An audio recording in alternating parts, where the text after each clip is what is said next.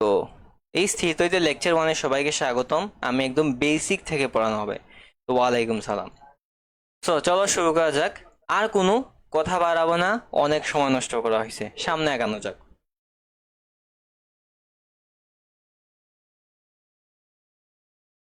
ওয়ালাইকুম সালাম জাস্টিয়ান আপু। তো দেখো, এটা একটু লেখাটা একটু কেটে উপরের দিকে চলে গেছে, তার জন্য দুঃখিত। এখানে চার্জ এবং ভর নিয়ে আলোচনা। তো প্রথম টপিক এটা। তো বইয়ে অনেকগুলো থিওরি আছে বা বেসিক আছে যেগুলো বই পড়ে অ্যাকচুয়ালি ক্লিয়ার হওয়া যাচ্ছে না, সেইগুলা সেই লেভেল থেকে আমি আলোচনা করব। নুসরাত জাহান রূপা, এইটা আমার ফ্রেন্ড। এইচএসসি 23, এখন গুচ্ছ ভর্তি পরীক্ষা দিয়ে জাস্ট চান্স পাইছে। তো দেখো, একদম বেসিক লেভেল থেকে আমাদের কনসেপ্ট, এটার মূল কনসেপ্ট বা এই অধ্যায়ের মূল ভিত্তিটা হচ্ছে চার্জের উপর ভিত্তি করে। মূল ভিত্তিটাই আসে কই থেকে? চার্জ, এই জিনিসটা থেকে। এখন এই কথাটা হচ্ছে, এই চার্জ মানে কি, চার্জ কই থেকে আসলো? তো আমরা ইলেকট্রন প্রোটন নিউট্রন সম্পর্কে জানি, রাইট? তো ইলেকট্রন প্রোটন নিউট্রন জিনিসগুলো কি? এইগুলো হচ্ছে স্থায়ী মূল কণিকা। আমরা এই জিনিসগুলো একটু লিখি, যে ইলেকট্রন, প্রোটন এবং নিউট্রন, এইগুলো অবশ্যই ভর আছে, ভর সম্পর্কে তো জানি আমরা।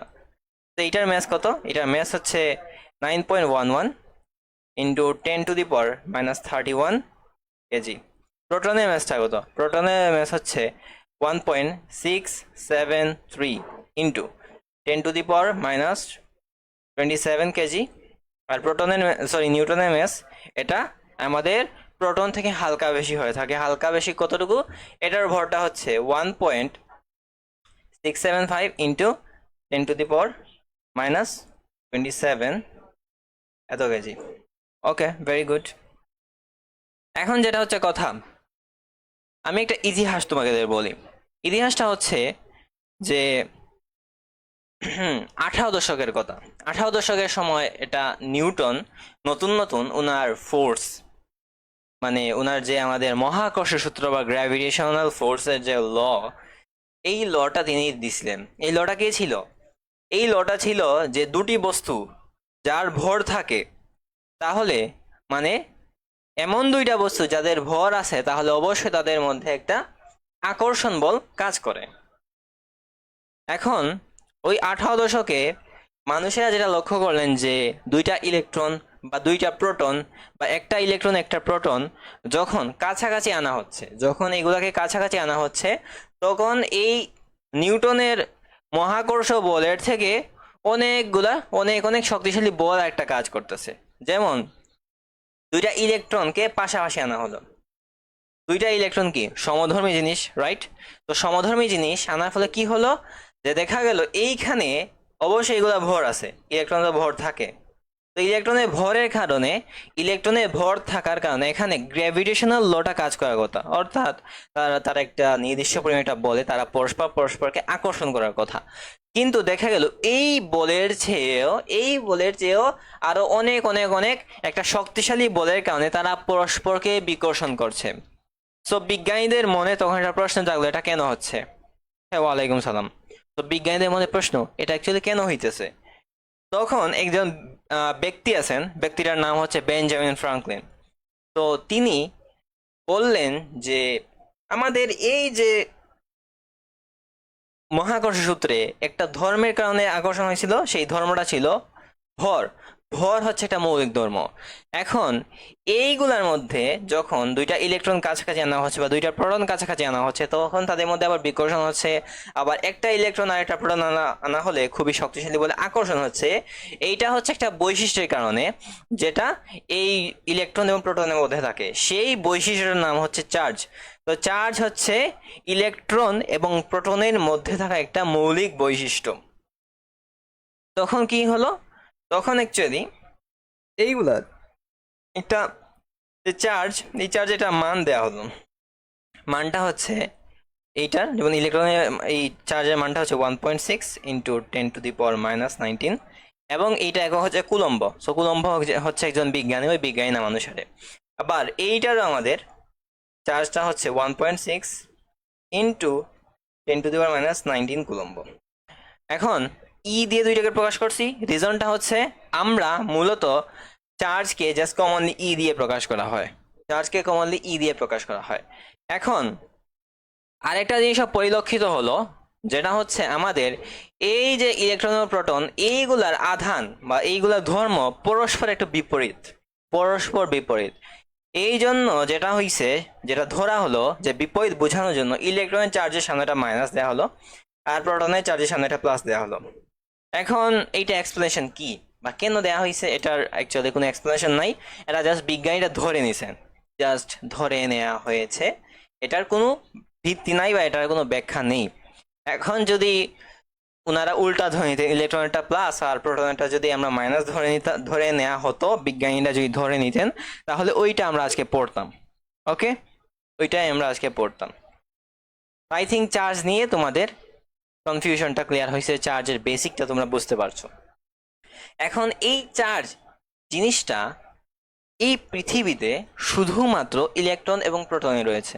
কথাটা আবার রিপিট করি, এই পৃথিবীতে চার্জ শুধুমাত্র ইলেকট্রন এবং প্রোটনেরই রয়েছে, আর কোনো কিছু নেই। কিন্তু তখন এটা প্রশ্ন জাগে যে বস্তু কিভাবে চার্জিত হয়, আসলে তো বস্তু কিভাবে চার্জিত হয়, তো সেই জিনিসটা আমরা বুঝবো। তো এর আগে বলো এতটুকু ক্লিয়ার কিনা?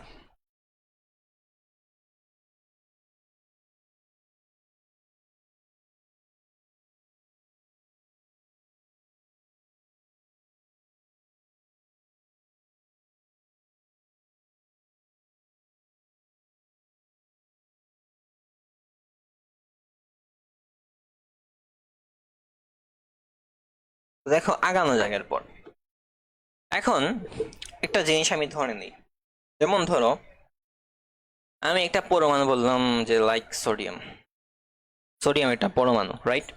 তো সোডিয়ামে কি থাকে? সোডিয়ামে দেখা যায় আমাদের 11টা প্রোটন থাকে এবং 11টা ইলেকট্রন থাকে। আমরা সোডিয়াম ধরে নিলাম। তো সোডিয়ামে কি থাকে? 11টা প্রোটন থাকে এবং 11টা ইলেকট্রন থাকে। আচ্ছা, এখন 19-এ পড়ে আসছি আমরা একটা জিনিস, যে একটা পরমাণুতে 3টা জিনিস থাকে। তো পরমাণুতে প্রথমত একটা নিউক্লিয়াস, নিউক্লিয়াস হচ্ছে কেন্দ্র। তো এই কেন্দ্রকে ঘিরে কিছু কক্ষপথ থাকে, কিছু কক্ষপথ থাকে, যে কক্ষপথে ইলেকট্রনগুলা ঘুরে। এবং এই কেন্দ্র যেটা, এটা নিউক্লিয়াস, এই কেন্দ্র নিউক্লিয়াসে কি থাকে? এই নিউক্লিয়াসে আমাদের প্রোটন সংখ্যা থাকে আর নিউট্রন থাকে, প্রোটন এবং নিউট্রন থাকে। এবং এই কেন্দ্রে যে পরিমাণ প্রোটন থাকে ওই সেম সংখ্যক ইলেকট্রন বাইরে থাকে, এবং প্রোটন এবং ইলেকট্রন কিন্তু পরস্পর বিপরীত জিনিস। এখন যদি কোনো কারণে প্রোটন এবং ইলেকট্রন সংখ্যা সমান হয়ে যায়, তাহলে আলটিমেটলি পরমাণুটা নিউট্রাল হয়ে যায়। এই জন্য যদি কোনো একটা পরমাণুতে সমান সংখ্যক প্রোটন সমান সংখ্যক ইলেকট্রন থাকে, আলটিমেটলি ওই পরমাণুটা নিউট্রাল, চার্জ নিরপেক্ষ। আমি চার্জিত করতে হলে কি করতে হবে? হয় আমাদের কিছু পরিমাণ ইলেকট্রন ত্যাগ করতে হবে, প্রোটন ত্যাগ করা যায় না, কিছু পরিমাণ ইলেকট্রন ত্যাগ করতে হবে, অথবা বাইরে থেকে কোনো একটা প্রোটন যোগ করতে হবে, লাইক দিস, রাইট? এখন ধরি আমি সোডিয়াম থেকে একটা ইলেকট্রন বাদ দেওয়া হলো, সোডিয়াম থেকে একটা ইলেকট্রন বাদ দেওয়া হলে কি হবে? এটা সোডিয়াম প্লাস একটা আয়ন হয়ে যাবে, সোডিয়াম প্লাস আয়ন। তো +1 মানে চার্জ সংখ্যা 1 আছে, রাইট? +1 মানে একটা চার্জ অ্যাকচুয়ালি ত্যাগ করে ফেলছে, এখানে উপরে অ্যাকচুয়ালি চার্জ সংখ্যা দেয়া আছে। তো এখন এই অবস্থাটা কিরকম? এখন অবস্থাটা হচ্ছে এখানে 11টা প্রোটন আগের মতোই আছে, বাট এখন 10টা ইলেকট্রন আছে। সো দেখা যাবে এই 11টা প্রোটনের মধ্যে 10টা প্রোটন 10টা ইলেকট্রনের সাথে নিউট্রাল হয়ে যাবে। তখন জাস্ট একটা প্রোটন থাকবে, রাইট? ওই একটা প্রোটনটা জাস্ট +1 হিসেবে এখানে উপরে দেয়া হয়েছে, বুঝা গেছে? ওই জিনিসটা উপরে দেয়া হয়েছে। এখন আর একটা এক্সাম্পল হিসেবে নেওয়া যায়, যেমন অক্সিজেনের কথা চিনতে পারি। অক্সিজেনটা কিরকম হয়ে থাকে? অক্সিজেনটা কিরকম হয়?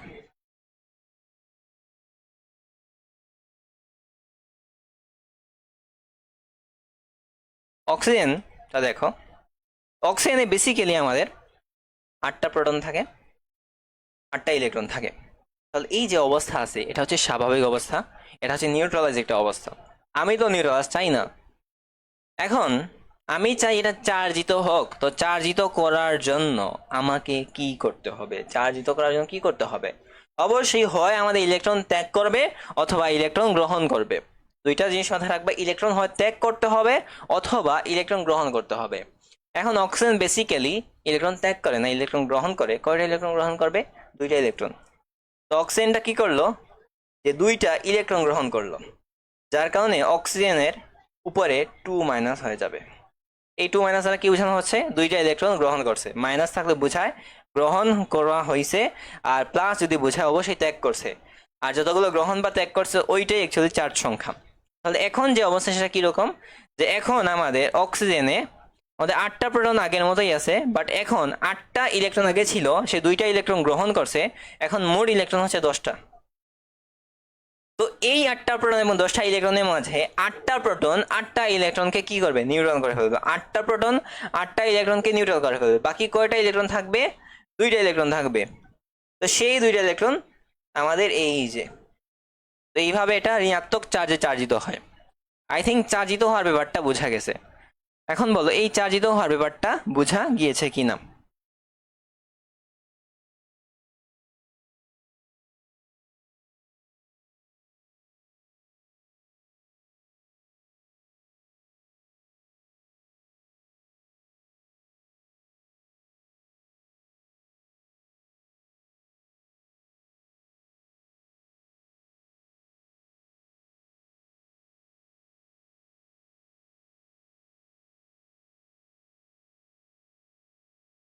এখন ব্যাপারটা দেখো, যে আমরা এতক্ষণ অনেকগুলা কথা বললাম, তো কখনো কি আমি এখনো কিন্তু এরকম বলি নাই যে চার্জ আছে হাফ কুলম্ব, বা ইলেকট্রনের চার্জে 3/2 ইলেকট্রন, এই ধরনের কোনো কিছু বলি নাই। তো এইটা সম্পর্কে কথা বলার কারণ হচ্ছে আমাদের ইলেকট্রনের চার্জ কখনোই ভগ্নাংশ আকারে থাকবে।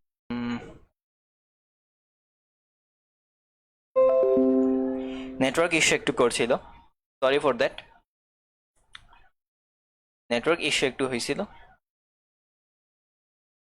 এখন দেখো, এই ভগ্নাংশাকারে যেটা থাকবে সেটা সবসময় অস্থায়ী, এটা কিছুক্ষণের জন্য স্থায়ী হবে, এটা স্বল্প সময়ের জন্য স্থায়ী হবে।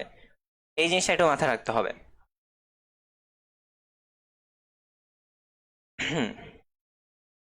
তো এই যে জিনিসগুলো বললাম, যে আমাদের 3/2 ইলেকট্রন বা 5/2 ইলেকট্রন বা ইলেকট্রনের আধানের একটা ভগ্নাংশ আকারে, ইলেকট্রন আকারে ভগ্নাংশ আকারে কখনো আমাদের চার্জগুলো থাকা সম্ভব নয়। আমরা এখন পর্যন্ত বা ভবিষ্যতে যতগুলো চার্জই পাবো সবগুলা ইলেকট্রনের চার্জের ধনাত্মক পূর্ণ সংখ্যার গুণিতক আকারে থাকবে।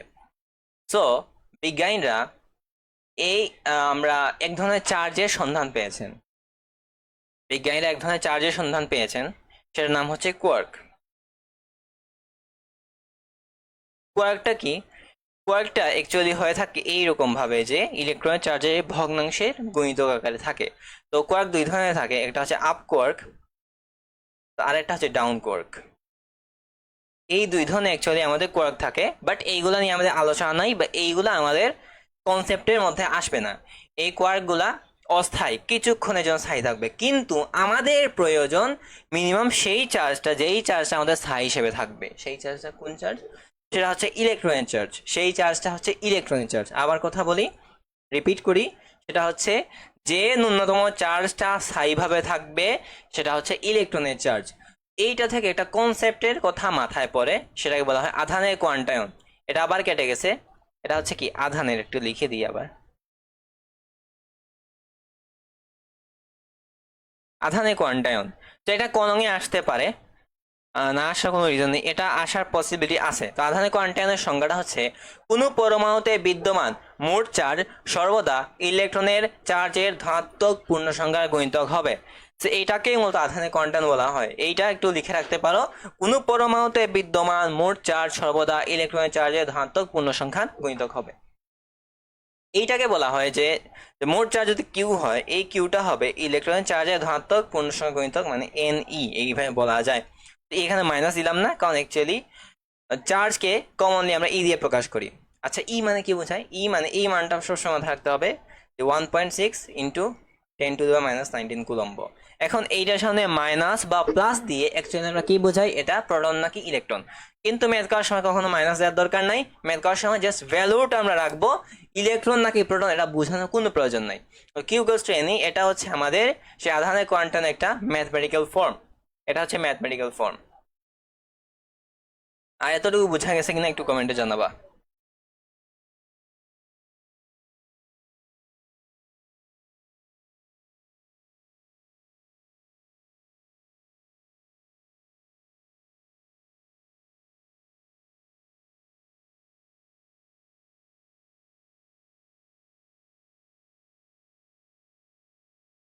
হুম হুম, আচ্ছা ঠিক আছে, এটা এই ম্যাথটা একটু করা যায়।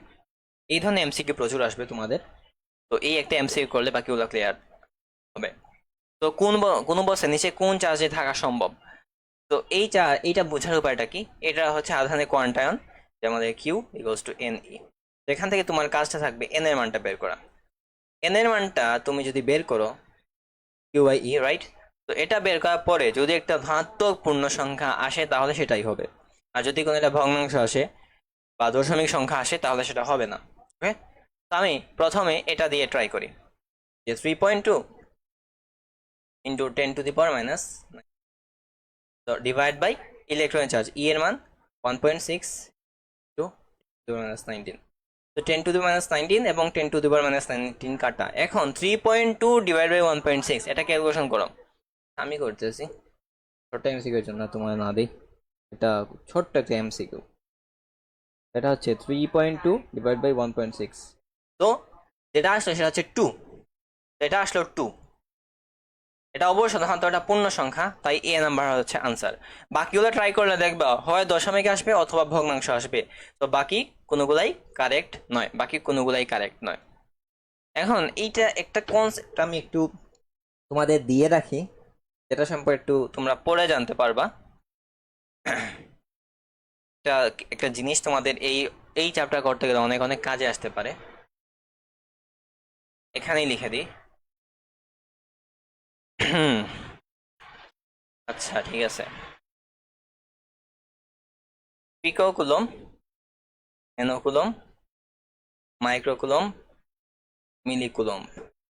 পিসি মানে পার্সোনাল কম্পিউটার বোঝাচ্ছে না, পিসি মানে বোঝায় পিকো কুলম, এটা মানে হচ্ছে 10⁻⁻12 কুলম। এনসি মানে nano coulomb, that means 10⁻⁹ coulomb. মিউসি এটা মানে হচ্ছে মাইক্রো কুলম, এটা মিউটা কিরকম, আমি এইভাবেই লিখি, বেসিক্যালি এইভাবেই লিখি আমি, বাকিরা কিভাবে লিখে যায় না। তো এটা মানে হচ্ছে 10⁻⁻6 কুলম। এমসি মানে মিলি কুলম, এটা মানে হচ্ছে 10⁻³ কুলম। তো এই যে জিনিসগুলো এটা ম্যাথ করতে প্রচুর কাজে আসবে। তোমাদের বলবে যে চার্জ আছে লাইক 2 মাইক্রোকুলম, তো মাইক্রোকুলম আকারে রাখলে কখনোই তুমি ম্যাথটা সলভ করতে পারবে না বা অপশনের সাথে মিলবে না, তোমাকে অবশ্যই মাইক্রোকুলম দেওয়া আছে তো অবশ্যই 10⁻⁻6 দিয়ে গুণ করে কুলম্বে নিয়ে যেতে হবে। ওকে, তো এই জিনিসগুলো একটু মাথায় রাখতে হবে। ওকে, সামনে এগোনো যাক। আধানের নিত্যতা বা সংরক্ষণশীলতা খুবই গুরুত্বপূর্ণ একটা জিনিস। তো এটা ইটস লাইক সামওয়্যার শক্তির সংরক্ষণশীলতার মতো। তো শক্তির সংরক্ষণশীলতা আমরা যেটা পড়েছি সেটা হচ্ছে যে শক্তির সৃষ্টি বা ধ্বংস নেই, শক্তি শুধু একটি রূপ থেকে অন্য রূপে রূপান্তরিত হতে পারে। এটার সাথে অনেক মিল আছে। আধানের নিত্যতা বা সংরক্ষণশীলতা আমাদের বলে যে আধানের সৃষ্টি বা ধ্বংস নেই, আধানের সৃষ্টি বা ধ্বংস নেই, আধান শুধু এক বস্তু থেকে অন্য বস্তুতে স্থানান্তরিত হয়। এটা আমরা একটু লিখে দিতে পারি, আধানের, আমি একটা টাইপিং করার টুলস আছে মানে, আচ্ছা লিখে দিচ্ছে, আধানের সৃষ্টি বা অংশ নেই, আধান শুধু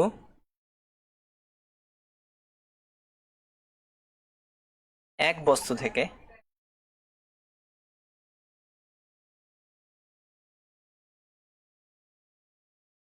অন্য বস্তুতে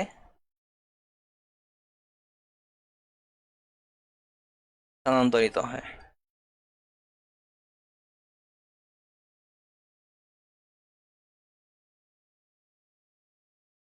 এইটা একটু মাথায় রাখতে হবে, এটা অ্যাকচুয়ালি ক নং এর জন্য প্রশ্ন আসতে পারে, তো এই জন্য আমি বলে দিলাম। Okay fine, very good. এখন 3 ধরনের পদার্থ একটু গুরুত্বপূর্ণ, মাথায় রাখতে হবে। 3 ধরনের পদার্থ আছে: পরিবাহী পদার্থ, অপরিবাহী পদার্থ এবং অর্ধপরিবাহী পদার্থ। পরিবাহী বলতে বোঝানো হয় যে সকল পদার্থের মধ্য দিয়ে সহজে বিদ্যুৎ প্রবাহিত হতে পারে বা খুব অল্প বাধা পেয়ে থাকে তাকে সুপরিবাহী বলা হয়। মানে এটা স্পেশালি এটার মধ্য দিয়ে ইলেকট্রনটা খুব সহজে, মানে একটা যেমন একটা তার আছে, রাইট, এটা একটা তার, তো এই তারের মধ্যে দিয়ে ইলেকট্রন খুব সহজে চলাচল করতে পারে। ইলেকট্রন চলাচলটাকে আমরা কি বলে, বিদ্যুৎ প্রবাহ বলে থাকি। ইলেকট্রন চলাচলকে আমরা বিদ্যুৎ প্রবাহ বলে থাকি। তো ইলেকট্রনটা খুব সহজে চলাচল করতে পারে, তাই বিদ্যুৎ প্রবাহ হয়। তো যে সকল তারের মধ্য দিয়ে বা যে সকল পদার্থের মধ্য দিয়ে খুব সহজে বিদ্যুৎ প্রবাহিত হতে পারে বা খুব অল্প বাধা পেয়ে থাকে তাদেরকে সুপরিবাহী বলে। যেমন উদাহরণস্বরূপ তামা, রূপা, স্বর্ণ। অপরিবাহী মানে হচ্ছে বিদ্যুৎ পরিবাহিত হতেই পারে না। যেমন উদাহরণ হচ্ছে আমি একটা সহজ উদাহরণ বলি, কাঠের মধ্য দিয়ে জীবনে বিদ্যুৎ প্রবাহিত হবে না, এটা অপরিবাহী পদার্থ, বিদ্যুৎ অপরিবাহী। উদাহরণস্বরূপ অ্যাসবেস্টস, মাইক্রো প্লাস্টিক। অর্ধপরিবাহী মানে হচ্ছে যে সকল পদার্থের মধ্য দিয়ে খুব অল্প পরিমাণে বিদ্যুৎ প্রবাহিত হতে পারে তাদেরকে অর্ধপরিবাহী। অর্ধপরিবাহীকে আমরা ইংরেজিতে কি বলি, সেমি কন্ডাক্টর, এটাকে ইংরেজিতে বলা হয় সেমি কন্ডাক্টর। উদাহরণ সিলিকন, জার্মেনিয়াম। ওকে, তো এই অর্ধপরিবাহী নিয়ে তোমাদের টোটাল একটা চ্যাপ্টারই আছে। আগামী যাক এবার কোনো বস্তুকে চার্জিত করা। আমরা কিভাবে কোনো একটা বস্তুকে চার্জিত করতে পারি, দুইটা প্রক্রিয়া চার্জিত করা যায়। এটা 9-10 বেসিক, তবু আমি পড়াচ্ছি, অনেকের এই বেসিকটাই ক্লিয়ার নাই। তো ঘর্ষণ প্রক্রিয়াটা কোনো একটা বস্তুকে চার্জিত করা যায়, আবার আবেশ প্রক্রিয়া, ঘর্ষণ মানে ঘষাঘষি ব্যাপারটা। তো দেখো ঘর্ষণ প্রক্রিয়া কিভাবে আমরা চার্জিত করতে পারি। আমি দুইটা বস্তু এখানে রাখলাম, যে এখানে একটা বস্তু আছে আমাদের এ বস্তু, আর এখানে একটা বস্তু আছে বি বস্তু। এখানে প্লাস মাইনাস চার্জ, সেইভাবে এখানে প্লাস মাইনাস চার্জ আছে। তার আগে আমি আরেকটা জিনিস এখানে বলে দিতে চাই, যে ধরো তোমার কাছে +5 ইলেকট্রন আছে আর তোমার কাছে -5 ইলেকট্রন আছে। এই দুইটা জিনিসের মানে কি বোঝায়, এটা কেউ বলতে পারবা? +5 ইলেকট্রন মানে কি বোঝায় আর -5 ইলেকট্রন মানে অ্যাকচুয়ালি কি বোঝায়, এটা কি কেউ আমাকে বলতে পারবে? একটু কমেন্ট করে জানাবা।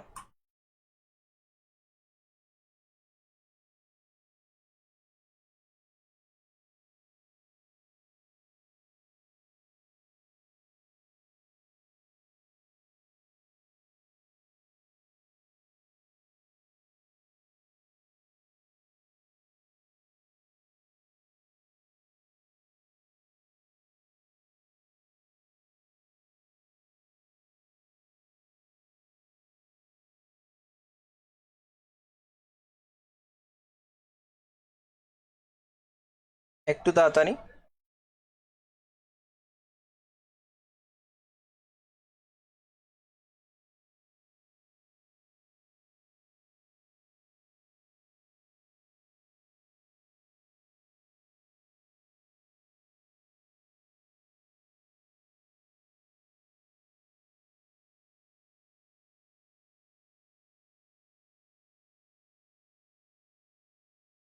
যদি বলতে না পারো কমেন্টে জানিয়ে দাও,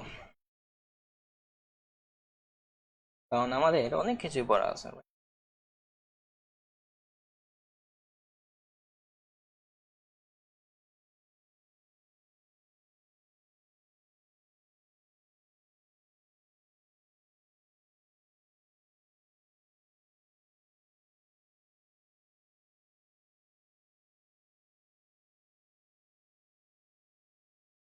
দেখো সবসময় মাথায় রাখবা, যদি প্লাস থাকে, +5 ইলেকট্রন মানে হচ্ছে 5টা ইলেকট্রনের ঘাটতি আছে, -5 ইলেকট্রন মানে বোঝায় 5টা ইলেকট্রনের আধিক্য আছে। কথাটা আবার বলি, +5 ইলেকট্রন মানে বোঝাচ্ছে 5টা ইলেকট্রনের ঘাটতি, এবং -5 ইলেকট্রন মানে বোঝানো হচ্ছে 5টা ইলেকট্রন আধিক্য, মানে হচ্ছে 5টা ইলেকট্রন ওখানে বেশি আছে, আর +5 ইলেকট্রন মানে হচ্ছে 5টা ইলেকট্রন এখানে কমতি আছে। এই জিনিসটা, এই কনসেপ্টটা এই টোটাল অধ্যায়ে কাজে লাগবে, সেটা মাথায় নিতে হবে। বুঝা গেল? ক্লিয়ার? তো এবার আমরা আগাতে পারি। এ এবং বি আছে, রাইট? তো আমরা কি করলাম যে এ এবং বি বস্তু, যেটা সিলেক্ট টুলটা আছে, তো আমরা কি করলাম, এ এবং বি বস্তুর মধ্যে একটা ঘর্ষণ করলাম। ঘর্ষণ হলো এখানে ঘর্ষণ হলো, এ এবং বি বস্তুর মধ্যে ঘর্ষণ আমরা করালাম। আচ্ছা, ঘর্ষণ করালে কি হয়ে থাকে? দেখো ভাই, ঘষাঘষি করো, দুইটা বস্তুতে ঘষা হয়, এখানে অবশ্যই তাপ উৎপন্ন হয়। তো তাপ এখানে উৎপন্ন হয়ে গেছে, এখানে এই এলাকাটারে তাপ উৎপন্ন হয়ে গেছে। আচ্ছা, তাপ উৎপন্ন হলে অ্যাকচুয়ালি আমাদের লাভটা কি হলো? যেখানে এ বস্তুতে চার্জ ছিল, বি বস্তুতে চার্জ ছিল, যখন তারা দূরে ছিল, তাদের মধ্যে কোনো তাপ উৎপন্ন হয়নি, তখন ভেতরে যে ইলেকট্রনগুলো আছে, প্রোটনগুলো আছে, পজিটিভ চার্জ বা নেগেটিভ চার্জ আছে, এটা কি হয়েছিল? এইগুলো অ্যাকচুয়ালি আমাদের এইগুলা ফ্রি ছিল না। বাট যখন আমরা ঘর্ষণ করলাম কাছাকাছি এনে, তখন তাপ উৎপন্ন হয়েছে। তাপের কারণে কি হইলো? তারা ফ্রি হয়ে গেছে। তো ফ্রি হওয়ার কারণে এই যে ইলেকট্রন যেগুলো আছে, এ বস্তু থেকে বি বস্তুতে যাবে বা বি বস্তু থেকে এ বস্তুতে যাবে। ইলেকট্রনগুলা হয় এ বস্তু থেকে বি বস্তুতে যাবে অথবা বি বস্তু থেকে এ বস্তুতে যাবে। এখন বি থেকে এতে যাবে নাকি বি থেকে এতে যাবে, এটা ডিপেন্ড করে আমাদের ইলেকট্রন আসক্তির উপর। তো ইলেকট্রন আসক্তিকে যদি আমি কমনলি ই দিয়ে প্রকাশ করি, তাহলে যদি ধরি যে ইলেকট্রন আসক্তি এরটা বি থেকে বেশি, যদি ধরে নেই আমাদের এই ইলেকট্রন আসক্তি বি থেকে বেশি, তাহলে বি থেকে এতে যাবে ইলেকট্রনগুলো। তখন আমরা পরবর্তী যে অবস্থা সেটা হচ্ছে, এটা হচ্ছে আমাদের এ বস্তু, এখানে নেগেটিভ চার্জগুলো আছে, আর এইটা হচ্ছে আমাদের বি বস্তু, এগুলো আমাদের পজিটিভ চার্জ। তবে তবে তবে যারা 9-10 বেসিক আছে ভালো, বা তোমরা 9-10 অবশ্যই পড়ছো, যে আমরা পজিটিভ চার্জ যেটা আছে, পজিটিভ চার্জ কখনোই মুভ করতে পারে না। তো যারা জানো তাদের জেনে রাখো যে পজিটিভ চার্জ কখনোই মুভ করতে পারে না। তো এইটা যদি আমাদের মাথায় আসে, তাহলে এটাও প্রশ্ন আসার কথা যে আমাদের এ বস্তুতে চার্জ ছিল, পজিটিভ চার্জ ছিল, সেইগুলো কি আমাদের বি বস্তুতে চলে গেছে? না, এরকম হয়নি। যে এখানে যে ব্যাপারটা ঘটছে সেটা হচ্ছে, বি থেকে এতে অ্যাকচুয়ালি আমাদের ইলেকট্রনগুলো গেছে, ঠিক আছে, বাট আমাদের এ থেকে বিতে কোনো পজিটিভ চার্জ যায়নি বা প্রোটন যায়নি। এখানে যে জিনিসটা ঘটছে সেটা হচ্ছে, আমাদের যখন আমাদের বি থেকে এতে ইলেকট্রনগুলো চলে আসছে, তখন আমাদের ইলেকট্রনের ঘাটতি হয়েছে। ওই ঘাটতি গুলাই অ্যাকচুয়ালি বোঝানো হচ্ছে এই প্লাস চার্জ দ্বারা, এই ঘাটতি গুলাই বোঝানো হচ্ছে এই প্লাস চার্জ দ্বারা। তো এইভাবে আমরা ঘর্ষণ প্রক্রিয়ার মাধ্যমে কোনো একটা বস্তুগুলোকে চার্জিত করতে পারি। আবেশ প্রক্রিয়া, এবার আবেশ প্রক্রিয়া মানে হচ্ছে উইথাউট টাচ।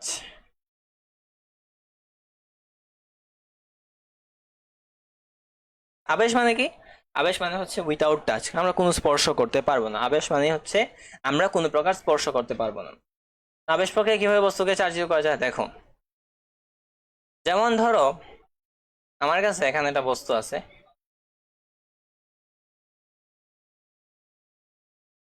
যেটা আমার একটা তার আছে, যেটা সেটা তার, এই তারটা মাটির সাথে আমরা কানেক্টেড আছে। এই যে চিহ্ন, এই চিহ্ন দ্বারা মাটির সাথে কানেক্টেড তার বোঝানো হয়। এই চার্জটা আমি ধরে নিলাম যে এই যে জিনিসটা, এটা কি আমাদের চার্জিত আছে, প্লাস চার্জ আছে। আর এইখানে আমার একটা শলা বল রাখা হলো। শলা বল মানে খুবই ছোট্ট আকার একটা বল বোঝানো হয়, যেটা আমাদের সামহ এটা প্লাস চার্জে চার্জিত। আর একটা কথা বলে রাখি, এখন আমাদের এখানে বৃষ্টি শুরু হয়েছে, হঠাৎ কারেন্ট চলে যেতে পারে, তো আগে থেকে সাবধান করে রাখলাম। তো দেখো প্লাস চার্জ আনা হয়েছে, তো প্লাস চার্জ আনার ফলে কি হইলো, যে প্লাসে প্লাসে মানে সমধর্মী আধান বিকর্ষণ করে। তোমরা জানো বিপরীতধর্মী আধান আকর্ষণ করে। তো এখানে যখন প্লাস চার্জ আনা হলো, তখন দেখা যাবে যেটা সেটা হচ্ছে যে আমাদের যে মাইনাস চার্জগুলো আছে, এই মাইনাস চার্জগুলা বিকর্ষিত, সরি প্লাস চার্জ যেগুলো আছে এই যে সমধর্মী, এই প্লাস চার্জগুলা বিকর্ষিত হয়ে যাবে না, অবশ্যই যাবে না। আমাদের যে ব্যাপারটা ঘটবে, যখন এই প্লাস চার্জের শোলা বলটা কাছে আনা হবে, তখন আমাদের মাইনাস চার্জগুলো আকর্ষিত হয়ে এই পাশে চলে আসবে। আর ওইদিকে যে প্লাস চার্জগুলো আছে সরে গেছে, ওইগুলো কি? ওইগুলা হচ্ছে আমাদের মাইনাস চার্জগুলা অপর পাশে আকর্ষিত হয়ে যাওয়ার ফলে, চলে যাওয়ার ফলে যে ঘাটতি সেটা। এখন কি করা হবে? এখন তো আমরা তারটা, এই তার যেটা আছে, এই তারটা কি করে, এই তারটা পৃথিবীতে আছে, পৃথিবীর মাটির সাথে কানেক্টেড। তো পৃথিবী দেখবে আমার মধ্যে থাকা একটা বস্তু, সেটার মধ্যে ইলেকট্রনের ঘাটতি আছে। তখন যেটা করবে যে যদি বস্তুটার মধ্যে ইলেকট্রনের ঘাটতি থাকে তাহলে সে ইলেকট্রন সাপ্লাই দিবে, আর যদি বস্তুটার মধ্যে ইলেকট্রন থাকে তাহলে সেই ইলেকট্রনগুলো নিয়ে নিবে। আলটিমেটলি পৃথিবী সবসময় চাইবে তার মধ্যে থাকা বস্তুটা যেন নিউট্রাল থাকে। এখানে প্লাস চার্জে চার্জিত, অবশ্যই ইলেকট্রনের ঘাটতি আছে, তাই সে ইলেকট্রন দিবে। তো ইলেকট্রন দেওয়ার ফলে এখানে নিউট্রাল অবস্থা হয়ে গেছে, এবং আলটিমেটলি এখন বস্তুটা কি ধরনের চার্জে চার্জিত, মাইনাস চার্জে চার্জিত হয়ে গেছে। এখন সোলা বলটাও তুমি দূরে সরিয়ে নাও বা কাছে আনো, কোনো ব্যাপার না। এইভাবে আমরা আবেশ প্রক্রিয়া বস্তুকে চার্জিত করতে পারি। তো আই থিঙ্ক এই জিনিসটা বোঝা গেছে। এইভাবে আমরা আবেশ প্রক্রিয়া বস্তুকে চার্জিত করে থাকি। এটা ক্লিয়ার কিনা একটু কমেন্টে জানাও। এটা সেমলি আমরা, এটা তো প্লাস মানে মাইনাস চার্জে চার্জিত করছি, সেম ভাবে প্লাস চার্জে চার্জিত ব্যাপারটাও তুমি বুঝতে পারো। তো সেই ক্ষেত্রে এখানে এই যে সলাবল যেটা আছে সেটা মাইনাস চার্জে চার্জিত একটা সলাবল কাছে আনতে হবে। আমরা কোনো প্রকার টাচ করি না এইখানে। এটা ক্লিয়ার কিনা একটু জানাও। Okay fine. এবার মেইন টপিক, সেটার নাম হচ্ছে কুলম্বের সূত্র। আমাদের যে বিজ্ঞানী বেঞ্জামিন ফ্রাঙ্কলিন আছে, তো এই বেঞ্জামিন ফ্রাঙ্কলিন আমাদের চার্জ সম্পর্কে ধারণা দিছে, বাট দুইটা চার্জ কাছাকাছি থাকলে কি ধরনের আকর্ষণ বা বিকর্ষণ বল অনুভব করবে এই সম্পর্কে কোনো আইডিয়া দেন নাই। সেই আইডিয়াই দিছেন কুলম্ব নামের একজন বিজ্ঞানী। তো সেই রিলেটেড সূত্রটাই হচ্ছে আমাদের কুলম্বের সূত্র। কুলম্বের সূত্রটা আমাদের কি বলে সেটা বলি। ধরো এইখানে কুলম্বের সূত্রে বিবৃতিটা হচ্ছে দুটি আধানের মধ্যে ক্রিয়াশীল আকর্ষণ বা বিকর্ষণ বলের মান আধান দুটির গুণফলের সমানুপাতিক, তাদের মধ্যবর্তী দূরত্বের বর্গের বেশ সমানুপাতিক, এবং এদের মধ্যে যে বলটা কাজ করে সেটা তাদের যে মধ্যবর্তী সরলরেখা বরাবর কাজ করে।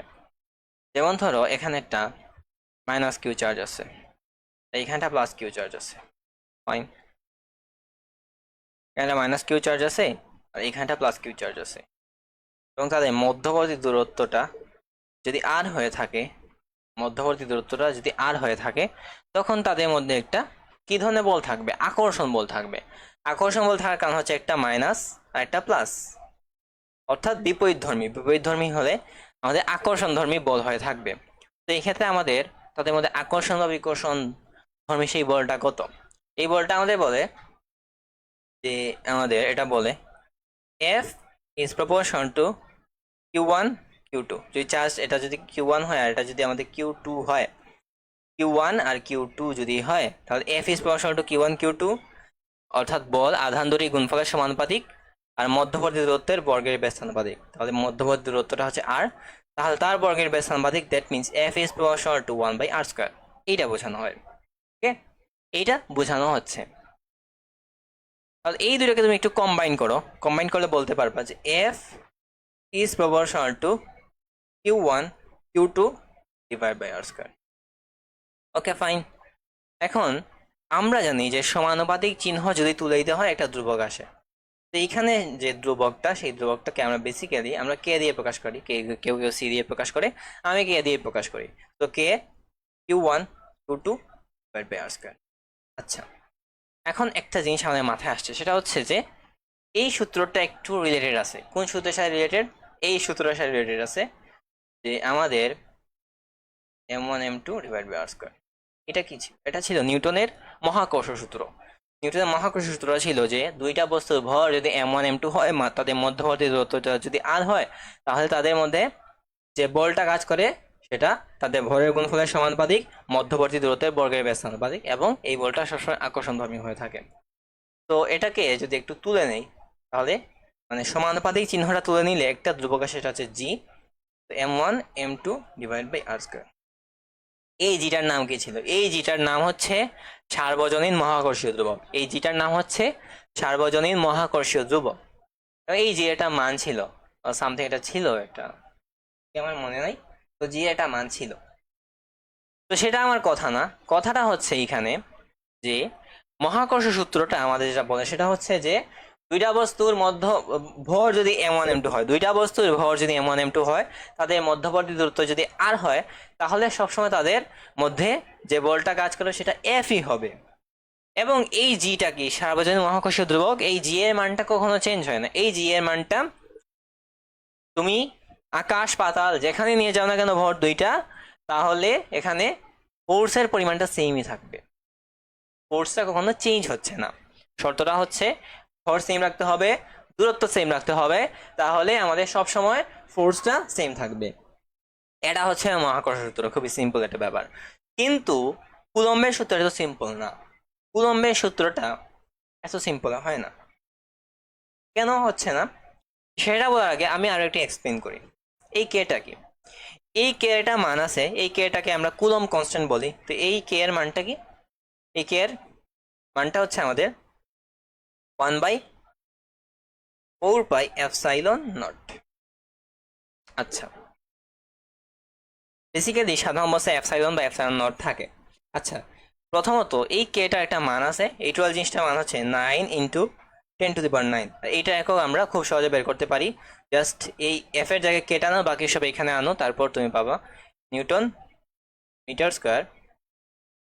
ওইটা মিনিট, এটার এককটা কি আসবে বলি। এইটার একক যেটা আসবে সেটা হচ্ছে আমাদের নিউটন, তারপর metre square coulomb inverse two, এইরকম একটা একক আসবে।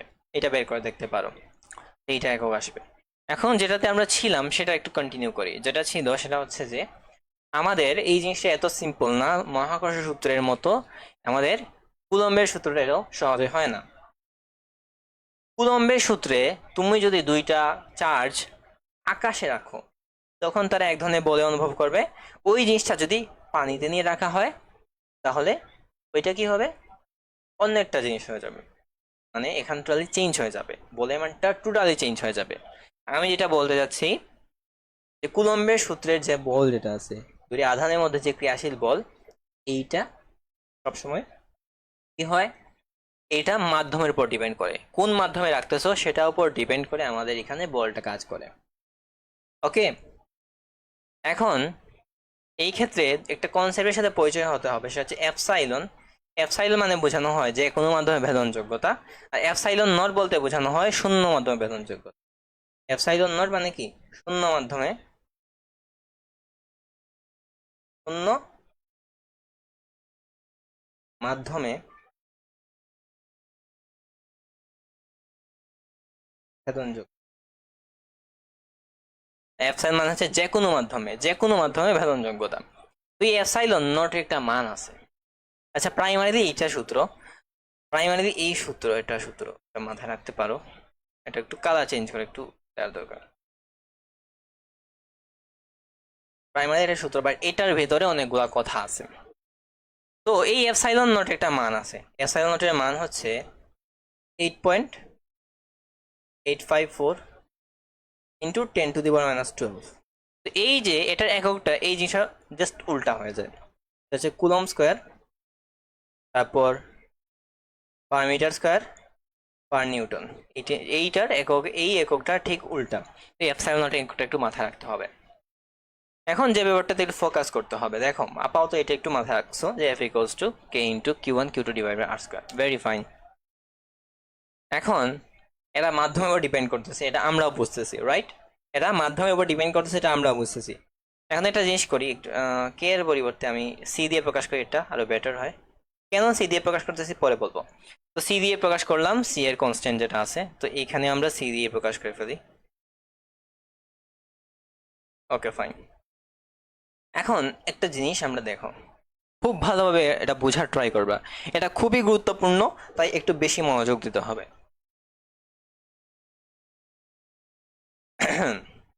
যদি বলটা শূন্য মাধ্যমে থাকে, যদি বলটা, আচ্ছা প্রথমত ধরো এফ এর মানটা আমরা কি পেয়েছি, এফটা হচ্ছে আমাদের C into Q1 Q2 divide by R square. এখানে একটা কনসেপ্টের সাথে পরিচয় হবে, সেটা হচ্ছে আমাদের epsilon divide by epsilon naught. এই জিনিসটার সময় আমরা কে বলি, এই কে বলা, এই কে জিনিসটাকে কি বলা হয়, এই কে জিনিসটাকে বলা হয় পরাবৈদ্যুতিক ধ্রুবক।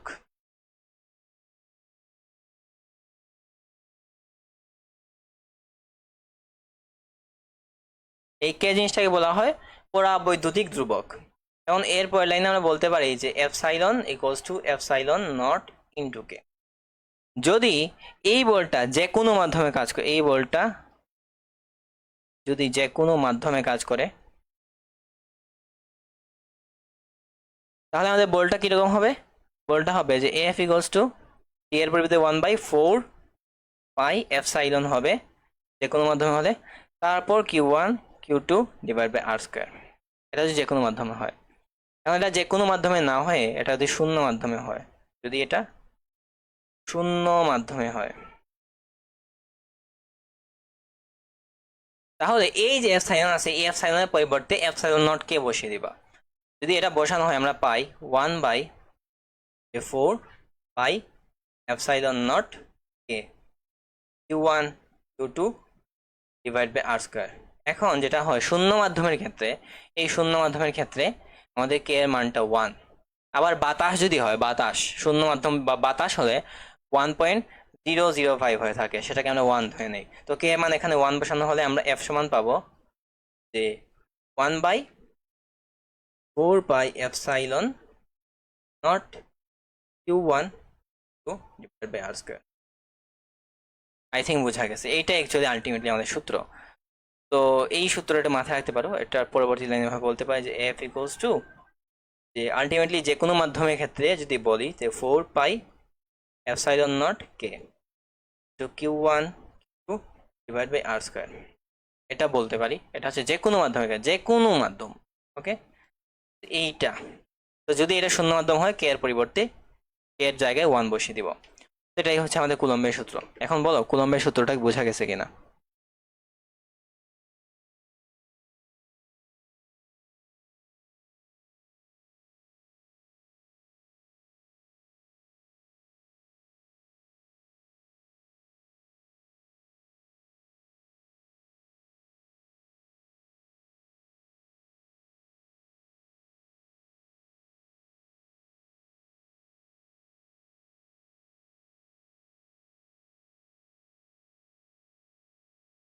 এটা বেশ ইন্টারেস্টিং। এখন আরেকটা ব্যাপার,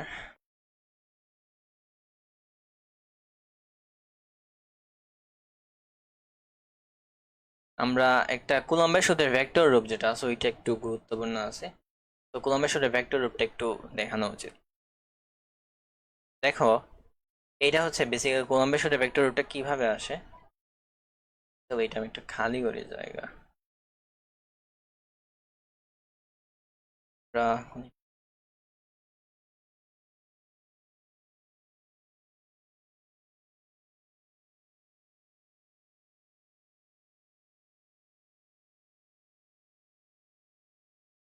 হুম,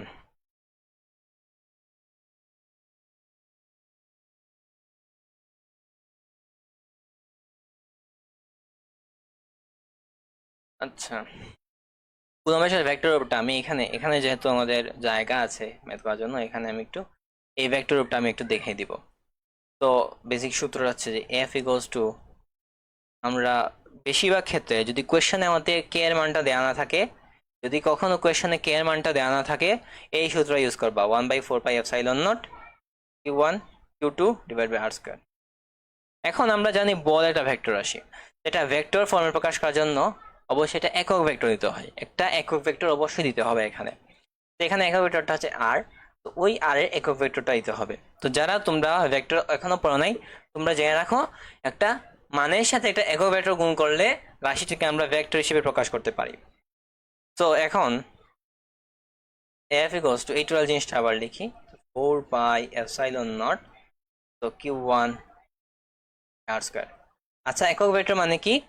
ভেক্টরটির কে তার মান দিয়ে ভাগ, তো ভেক্টরটি হচ্ছে আর, এটাকে তার মান দিয়ে ভাগ করে ফেললাম। তাহলে ফাইনাল তখন আসবে যে এফ এটা ইকুয়ালস টু আমাদের 1/4 pi epsilon not Q1 Q2 divide by R square into R, গুণ করলে চলে আসবে আর কিউব, আর ভেক্টরটা থাকলো আর। এইটা হচ্ছে আমাদের কি, এটাই হচ্ছে আমাদের কুলম্বের সূত্রের ভেক্টর রূপ। এটাই কি, এটাই হচ্ছে কুলম্বের সূত্রের ভেক্টর রূপটা। ওকে, আই থিঙ্ক বোঝা গেছে। তো এইবার আমরা যেটাতে যাব সেটা হচ্ছে আমাদের এই ম্যাথটা করব। এই ম্যাথটা আমরা একটু করে ফেলি, এইটা সলভ। বায়ুতে 1 কুলম্বের দুটি আধান পরস্পর থেকে 1 কিলোমিটার ব্যবধানে অবস্থিত হলে মধ্যকার বল কত হবে? বায়ুতেই বলে দিয়েছে, বায়ু বা শূন্য মাধ্যম হলে কে এর মানটা 1 হয়ে থাকে। তো আমরা এফ ইকুয়ালস টু আমরা কি জানি, 1/4πε0 into Q1 Q2 divide by R square. এই 1/4πε0 এটার জায়গায় 9 ইন্টু 10⁹ ব্যবহার করবো, ইন্টু চার্জ কত 1 কুলম, Q1 কিন্তু দুইটাই 1 কুলম বলছে, 1 ইন্টু 1, তাদের মধ্যবর্তী দূরত্ব 1 কিলোমিটার। আচ্ছা 1 কিলোমিটার মানে কত, 1000 মিটার, রাইট? তো 1000 এইটার স্কোয়ার। তো এটা ক্যালকুলেশন করে বলো এটা কত আসে, এটা ক্যালকুলেশন করো তাড়াতাড়ি, বলো কত আসতেছে।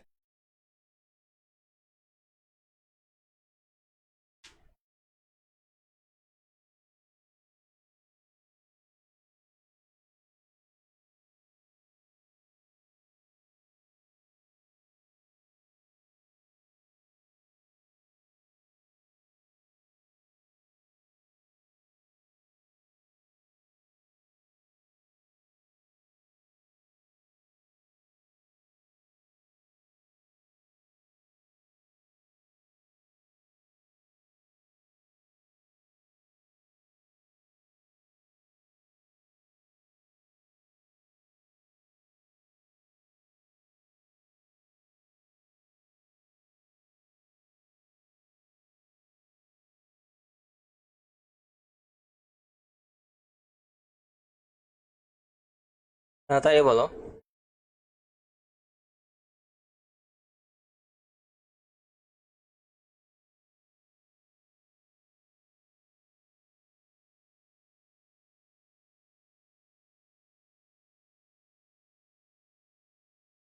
Nine, let me think about it. 1000 মানে 10 কিউব বুঝান, জাস্ট 9। ঠিক করে ক্যালকুলেশন করো, দেখো এই জিনিসটাকে 1000 মানে আমরা কি বলতে পারি, 10 কিউব না? লেট মি, আচ্ছা ওকে করা যাচ্ছে, দেখো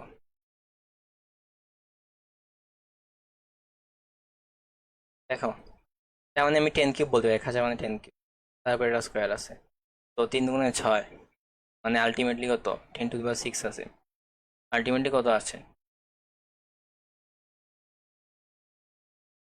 আলটিমেটলি আমাদের 10⁶ আছে। এইটা এটা উপরে নিচে যদি কাটাকাটি করো তোমার থাকবে এখানে 10 কিউব, তো আলটিমেটলি তখন থাকতেছে আমাদের 9 ইন্টু 10 কিউব নিউটন। এটাকে তুমি 9000 নিউটন বলতে পারো, কিংবা 9 কিলো নিউটন বলা যায়। এটা হচ্ছে আনসার, এটা হচ্ছে আনসার। মুখে মুখে ক্যালকুলেশন করে ফেললাম, আর ক্যালকুলেটরে তোমরা ভুল করতেছো কিভাবে। তো এইটাই হচ্ছে আমাদের আনসার। সামনে আগানো যাক। এটা খুবই, এটা অ্যাকচুয়ালি অ্যাডমিশন কোয়েশ্চেন, এটা একটা অ্যাডমিশন কোয়েশ্চেন।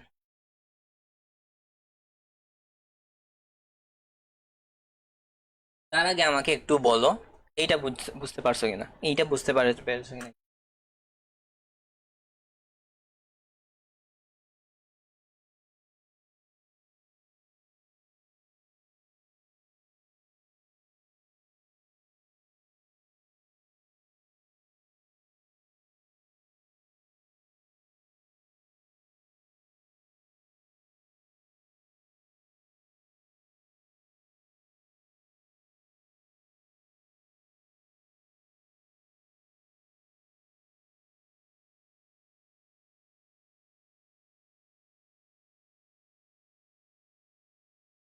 ফাইন, পড়াবো কিনা ভাব। হ্যাঁ, ত্রিভুজ সূত্রে একটা ব্যাপার আছে। আমি এটা ভাবছি এটা সব লাস্টে করাবো, এটা অ্যাডমিশন কোয়েশ্চেন, এটা আমাদের সিকের ওয়েটে আসছিল, এটা সিকের ওয়েটে আসা একটা কোয়েশ্চেন, এটা সব লাস্টে করাবো। একটা ইলেকট্রন একটা প্রোটনকে এত মিটার মানে তার দূরত্বে আছে, একটা ইলেকট্রন প্রোটন থেকে 2 × 10⁻⁸ লাইক, একটা ইলেকট্রন এখানে আছে আর এইখানে একটা প্রোটন আছে, তো তাদের মধ্যবর্তী দূরত্বটা যেটা বলছে সেটা হচ্ছে আই থিঙ্ক 2 × খুবই অল্প দূরত্বে বোঝাচ্ছে 10⁻⁸। এদের মধ্যবর্তী কুলম্ব বলের মান নির্ণয় করতে হবে, আর যদি এরা মুক্তভাবে পরস্পর দিয়ে অগ্রসর হয় তবে প্রত্যেকের ত্বরণের মানটা নির্ণয় করতে হবে। প্রথমত কুলম্ব বল, তো কুলম্ব বল হচ্ছে আমাদের 1/4πε0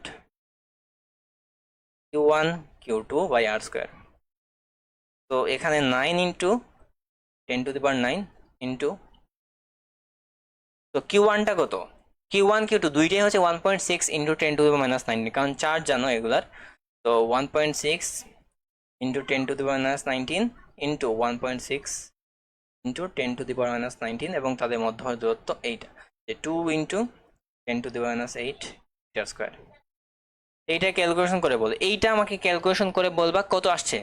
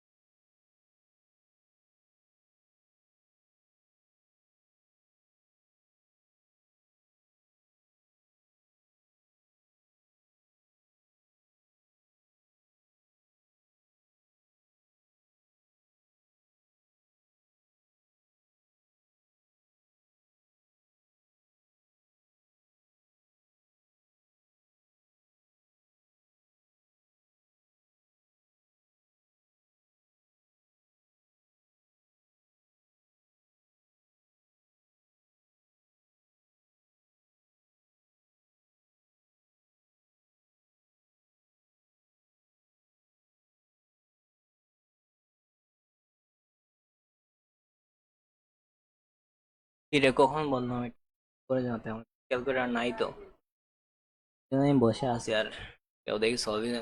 তাড়াতাড়ি কর।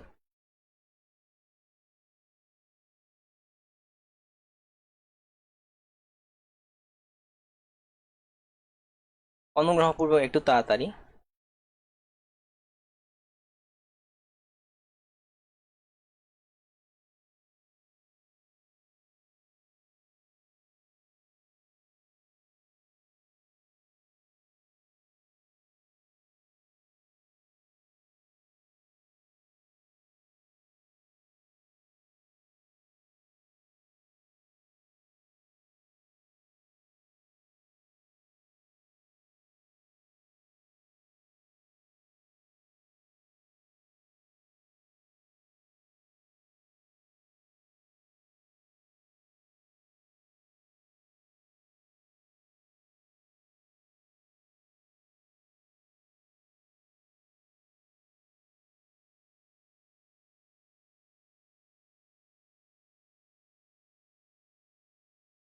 হুম, আমি নিজেই ক্যালকুলেশনটা করি, দেখি আমার ফোনে আছে কিনা।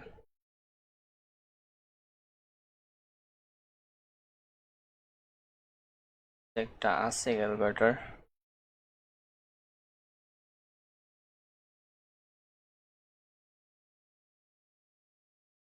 ক্যাসমাসে ক্যালকুলেটরটা আমি প্রচুর ইউজ করি।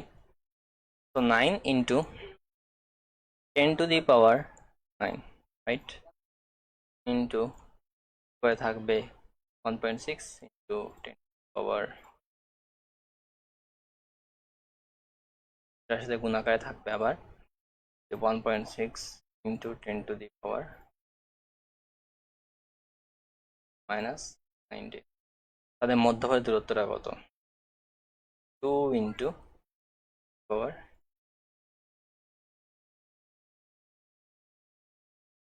স্কোয়ার। এটা হচ্ছে এই বল 5.76 ইন 10⁻13।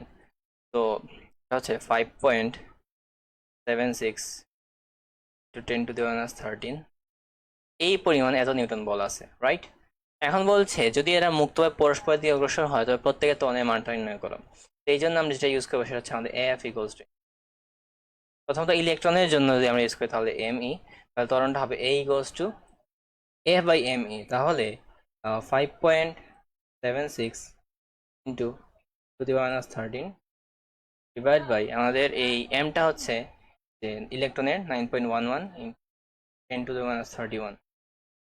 এটা করলে আসবে আমাদের যে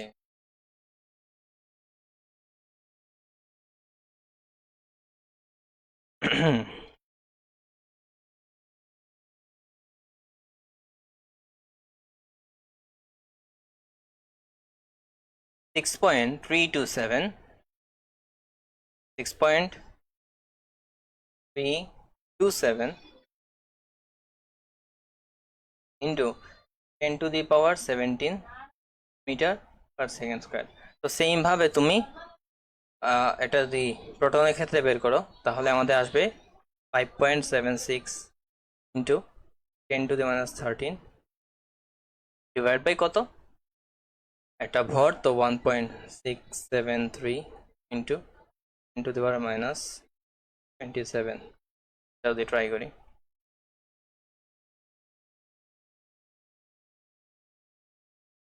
1.673 ইন্টু পাওয়ার -7, 3.44 ইন্টু 10⁻40 পয়েন্ট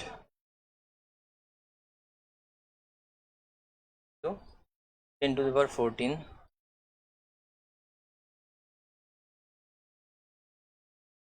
হাজার মিটার পার সেকেন্ড স্কোয়ার। তো এইটা আনসার, সবগুলো আনসার বের করে দেখাইছি। এটা বুঝছো কিনা আমাকে একটু কমেন্ট জানাবা। একটা ইম্পর্টেন্ট কোয়েশ্চেন, এটা আমরা একটু যাবো এখন।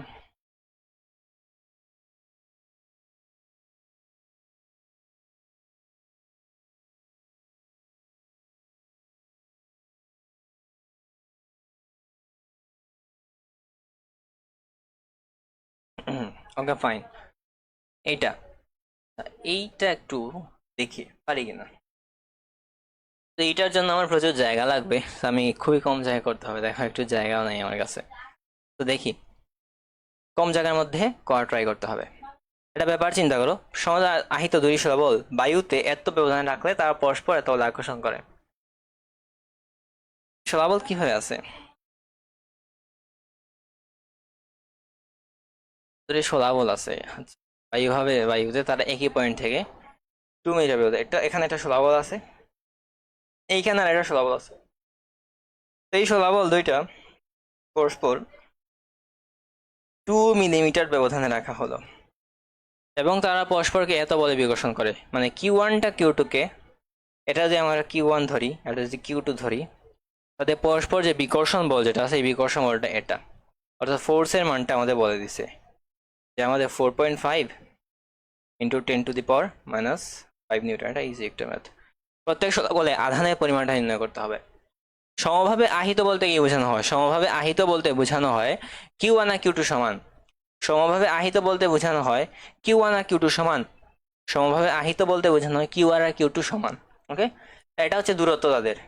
তো 2 মিলিমিটার মানে হচ্ছে 2 ইন্টু 10⁻³ মিটার, এইটা। তো আমরা জানি AF equals to 9 into 10⁻9, Q1 Q2 জানি না, এবার R²। তো Q1 আর Q2 যেহেতু সমান, তো এইগুলো একত্রে আমি Q যদি ধরি, আমি বললাম যে Q1 ইকুয়ালস টু Q2, এইটার সমান কমনলি Q, তাহলে Q1 Q2 গুণ করলে Q² আসবে, রাইট? তাহলে আমি একসাথে যদি লিখে ফেলি যে Q² ইকুয়ালস টু আমাদের FR² ডিভাইড বাই 9 ইন্টু 10⁻9, বা Q সমান বলতে পারি যে 4.5 ইন্টু 10⁻⁻5 ডিভাইড বাই 9 ইন্টু 10⁻9, আর এর মানটা 2 ইন্টু 10⁻⁻3, আর এখানে একটা রুট থাকতো। আচ্ছা, এইটা আবার রুট নাই, কারণ রুটের স্কোয়ারে কাটা চলে গেছে, এইটা ক্যালকুলেশন করতে হবে। আচ্ছা, এই জিনিসটা একটু ক্যালকুলেশন করো, এটা ক্যালকুলেশন করো।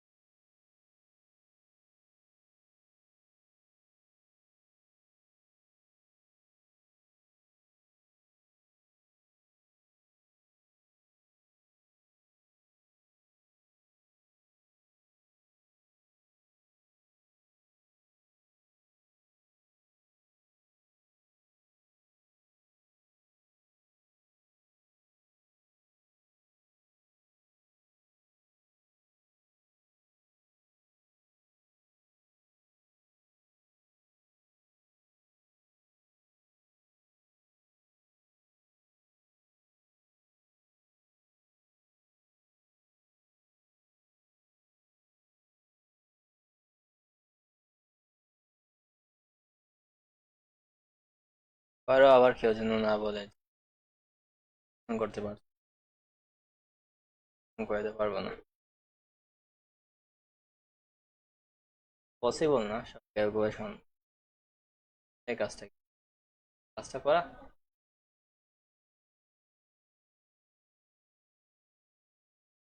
যতই হোক, যত হবে তত কুলম আমাদের আনসার। আগানো যাক।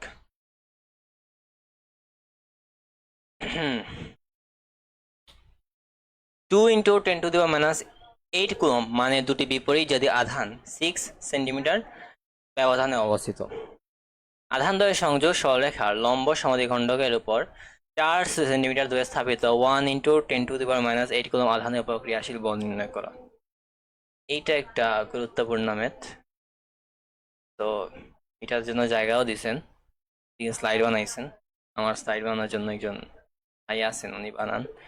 তো দেখো, এই ম্যাথটাতে একটু ফোকাস করো, খুবই গুরুত্বপূর্ণ একটা ম্যাথ। একটু ডায়াগ্রামটা প্রথমত ড্র করি।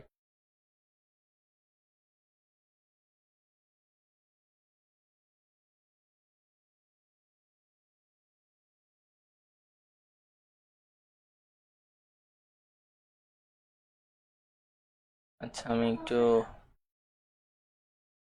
দেখো ভাই, আমি একটা 3 মিনিটের টাইমার লাগাই দিছি, আমি একটু আসতেছি।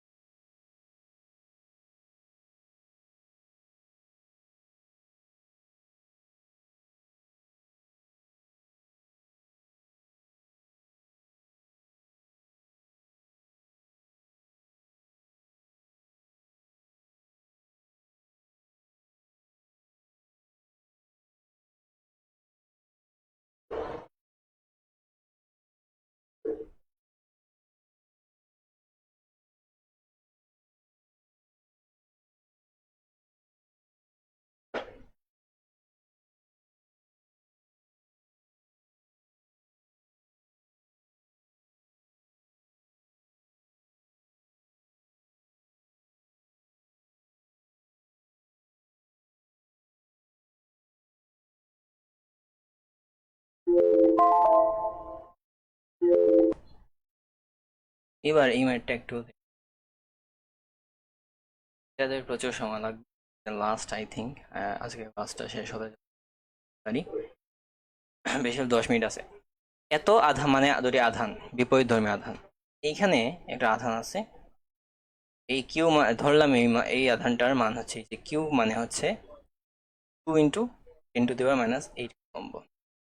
এইখানে মাইনাস কিউ মানে আরেকটা আধান আছে, একটা আধান আছে, তো ওইখানে আরেকটা আধান আছে। এই সমান এবং বিপরীত জাতীয় আধান তারা পরস্পর 6 সেন্টিমিটার দূরে, অর্থাৎ 6 × 10⁻² মিটার দূরে আছে। তো আধানদের সংযোগ সরলরেখার লম্ব সমদ্বিখণ্ডক মানে এমন একটা পয়েন্ট যেটা আধান দ্বয়ের যে মধ্যবর্তী যে জায়গা, মধ্যবর্তী পয়েন্টটাকে সমান দুইটা ভাগে ভাগ করে। আমি ধরলাম মধ্যবর্তী পয়েন্ট হচ্ছে এইটা, এটা লম্ব সমদ্বিখণ্ড হবে এমন একটা লম্ব যেটা তাদেরকে পরস্পর দুই ভাগে ভাগ করে। আমাদের বোঝানো হচ্ছে এই পয়েন্টের কথা। এই পয়েন্টে লম্ব সমদ্বিখণ্ডের উপর 4 সেন্টিমিটার, এই যে দূরত্ব এটা হচ্ছে 4 সেন্টিমিটার। 4 সেন্টিমিটার মানে হচ্ছে আমাদের 0.04 মিটার আমরা বলতে। Okay fine. এত আধানের উপর ক্রিয়াশীল মানে এইখানে যে আধানটা আছে, আমি যদি এটা বলি কিউ প্রাইম, এইটা হচ্ছে 1 × 10⁻⁸, 1 × 10⁻⁸ কুলম্ব। এইটার উপর ক্রিয়াশীল বলের মান নির্ণয় করতে হবে। তো এইখানে এই কিউবের জন্য এখানে একটা বল আছে, এই কিউবের জন্য এখানে একটা বল আছে, তো দুইটা বলের লব্ধি বলটা আমরা হিসাব করব। তো আমরা একটু জিনিসটাকে সিলেক্ট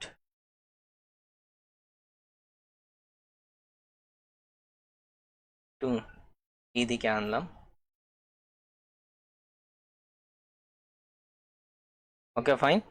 তো দেখো এই কিউ চার্জ এটা পজিটিভ, এইটা পজিটিভ। তো পজিটিভ আর পজিটিভ মিলে কি ধরনের বল? আকর্ষণ ধর্মী বল নাকি বিকর্ষণ ধর্মী বল? বিকর্ষণ ধর্মী। তখন এই যে চার্জটা, এই চার্জটাকে এই দিকে একটা বিকর্ষণ বল দিবে। তো বিকর্ষণ বলটাকে আমি F1 ধরলাম। তারপর এই মাইনাস কিউ, এটা মাইনাস এটা প্লাস, তো তাদের মধ্যে যে বল কাজ করবে সেটা হচ্ছে আকর্ষণ ধর্মী বল। তো আকর্ষণ ধর্মী বলটা এই বরাবর কাজ করবে। আমি বললাম এটা হচ্ছে F2 বল কাজ করতেছে। তো আমাদের F1 এবং F2 এর লব্ধি বলটাই হচ্ছে F। তো সেই Fটা বললাম যে এই দিক বরাবর Fটা কাজ করে, Fটা বের করতে হবে। প্রথমত F1টা বের করি। F1টা হচ্ছে যে 1/4πε0 ইন্টু আমি বললাম যে Q1 Q2/r², মধ্যবর্তী দূরত্ব। তো এটা 9 × 10⁻⁹ ইন্টু Q1 একটাকে ধরলাম যে 2 × 10⁻⁸ ইন্টু 1 × 10⁻⁸। আচ্ছা, তাদের মধ্যবর্তী দূরত্বটা কত? মধ্যবর্তী দূরত্ব হচ্ছে এইটা, আমাদের কাছে এই দূরত্বটা আছে, সেটা হচ্ছে 0.04 বা 4 × 10⁻² মিটার এটা আছে। এই দূরত্বটা নাই, তো এই দূরত্বটা আমরা কিভাবে বের করতে পারি? তো ফার্স্টলি আমি একটা জিনিস করি, এই টোটাল যে ক্যালকুলেশন এই নেক্সট পেজে নিয়ে যাবো, রাইট?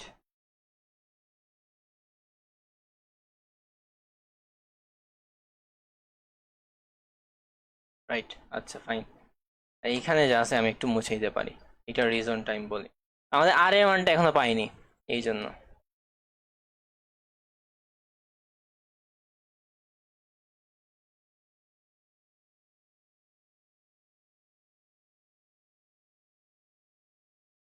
দেখো এটা একটা সমকোণী ত্রিভুজের সাথে তুলনা করতে পারো। এটা হচ্ছে সেই মধ্যবর্তী পয়েন্ট, তো এটাকে যদি ও বলি, টোটাল দূরত্ব 6 সেন্টিমিটার হলে এটা 3 সেন্টিমিটার হবে। 3 সেন্টিমিটার মানে কত? 3 সেন্টিমিটার মানে হচ্ছে 0.03 মিটার। এই দূরত্ব হচ্ছে 0.04 মিটার, তাহলে এই দূরত্বটা কত?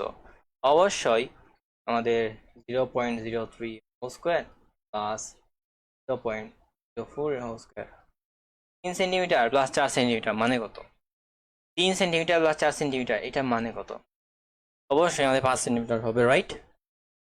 9 সেন্টিমিটার প্লাস 625, তো রুট করলে 5 সেন্টিমিটার, এটা আসবে 0.05 মিটার। এটাই হচ্ছে আর এর মান। এটাই হচ্ছে আমাদের আর এর মান। ওই আর এর মানটা আমরা এখানে একটু বসিয়ে দিব।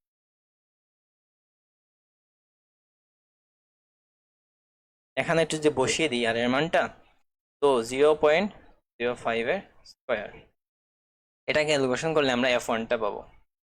Same process F2।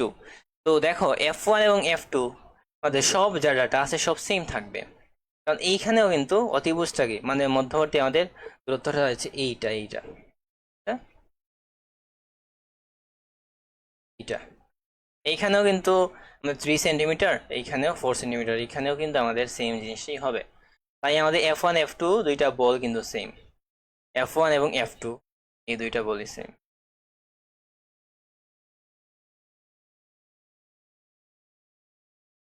জাস্ট আমি এখানে 1 এর জায়গায় জাস্ট 2 দিয়ে দিব, কারণ F1 F2 দুইটা বলের মানটা কিন্তু সমান। F1 আর F2 যে ক্যালকুলেশন করে, এই জিনিসটা ক্যালকুলেশন করে কত আসতেছে দেখা যাক। এটা কিসের মান? এটা কি ওই বলের মানটা দিছো?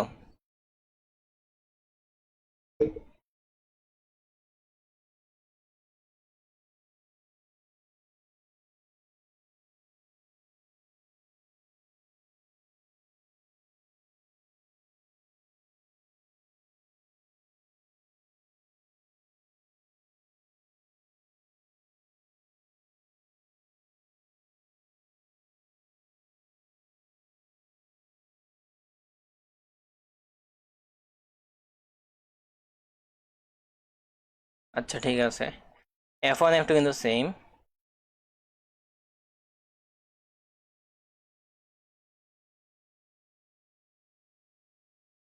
এখানে এইটা F2,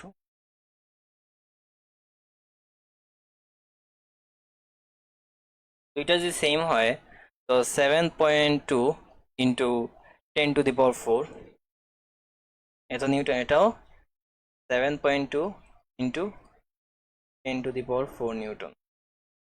এখন আমাদের লব্ধি বলটা হচ্ছে F। এই লব্ধি বল আমাদের F যেটা আছে, লব্ধি বল যদি F হয়, আমাদের এই লব্ধি বল Fটা বের করতে হবে। লব্ধি বল Fটা বের করতে হবে। কিভাবে বের করা যায়? সামান্তরিক সূত্র। তার কিন্তু এর জন্য আমাদের এই যে মধ্যবর্তী কোণ এইটা বের করতে হবে, মধ্যবর্তী কোণটা বের করতে হবে। এই মধ্যবর্তী কোণ বের করার উপায়টা কি? I don't know, actually don't know. আচ্ছা, let's give a trial. যে আমরা বললাম যে লব্ধি বল টোটাল আমাদের লব্ধি বলটা হচ্ছে F, তো F মানে হচ্ছে আমাদের F1 square plus F2 square plus 2F1 F2 cos alpha, মধ্যবর্তী কোণটা। আচ্ছা ফাইন, ভেরি গুড। এখন আমি এই অ্যাঙ্গেলটা বললাম এটা একটা থেটা, এইটা হচ্ছে আরেকটা থেটা। কিভাবে? এই অ্যাঙ্গেল এটা কিন্তু এটা সম্পর্কে আমরা আইডিয়া আছে, আই থিঙ্ক, আমার আশা রাখি এটা তোমাদের আইডিয়া থাকার কথা। এই অ্যাঙ্গেল এবং এই অ্যাঙ্গেল সেম, ঠিক তেমনি অ্যাঙ্গেল সেম, তো দুইটা থেটা হয়ে যায়। তখন অ্যাকচুয়ালি টোটাল অ্যাঙ্গেলটা কত? টোটাল অ্যাঙ্গেলটা কিন্তু 2 থিটা বের হচ্ছে। টোটাল অ্যাঙ্গেলটা আমাদের কত বের হয়? 2 থেটা বের হয়। তো কস আলফা এর জায়গায় আমি এখানে কস 2 থেটা ব্যবহার করবো, কস 2 থেটা।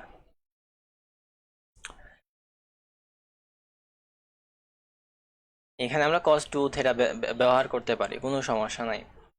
তো এখানে তোমরা F1 F2 এর মানটা বসাই দিতে পারো। এখন কথা হচ্ছে কস মানে কি? কস মানে হচ্ছে ভূমি বাই অতিভুজ, রাইট?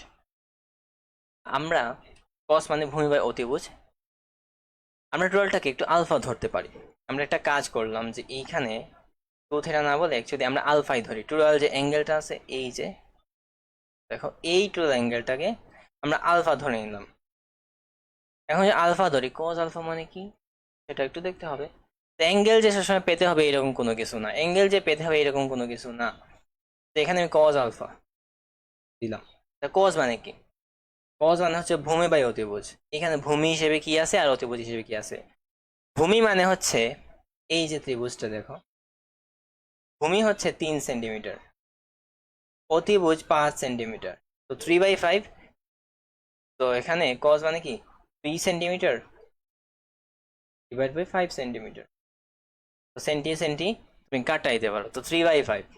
ওকে, তো 7.2 ইন্টু 10⁴ এটার স্কোয়ার প্লাস 7.2 ইন্টু 10⁴ এটার স্কোয়ার প্লাস 2 ইন্টু, এটা দুইবার রিপিট হবে, তাহলে 7.2 10⁴ ইন্টু 7.2 10⁴ ইন্টু cos থিটার জায়গায় আমরা কি ইউজ করব, ভূমি বাই অতিভুজ। তো ভূমি 3, অতিভুজ 5, তো 3/5। আর এই জিনিসটার রুটটা এইটার উপরেও আছে, এটা একটু দিয়ে দিলাম, যদি এটা এইভাবে কেউ লিখে না, তো এই জিনিসটা একটু ক্যালকুলেশন করে ফেলতে হবে, এই জিনিসটা তোমাকে একটু ক্যালকুলেশন করে ফেলতে হবে, তাহলে তুমি আনসারটা পেয়ে যাবা, আমাদের লব্ধিফলটা বের হয়ে যাবে।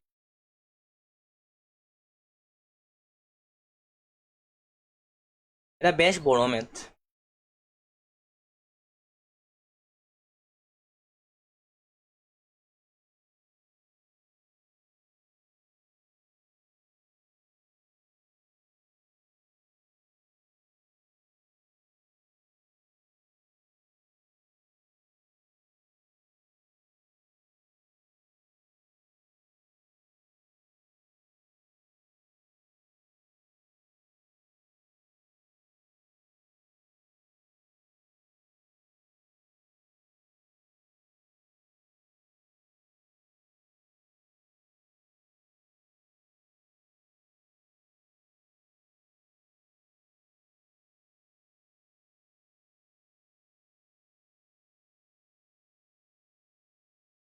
তো 8.64 ইন্টু 10⁴ নিউটন, এটাই হচ্ছে আমাদের আনসার, এটাই হচ্ছে আমাদের আনসার।